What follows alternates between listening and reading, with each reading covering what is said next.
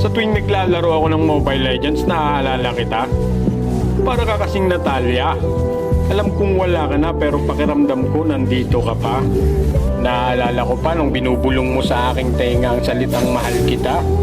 Para akong baksya nagpagulong-gulong sa tuwa. Pakiramdam na yung ikot ng mundo tumitigil.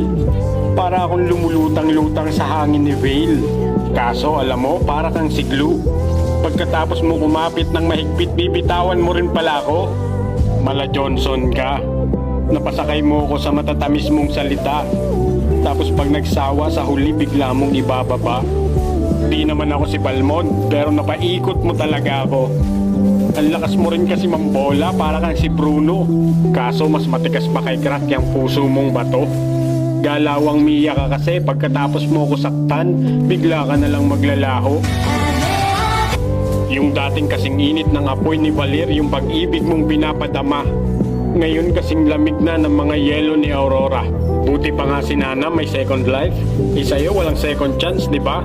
Mabuti pa si Hilda. Pag nasasaktan, may bush na mag-aalaga. Ako, pag wala ka, parang Fanny na walang buff.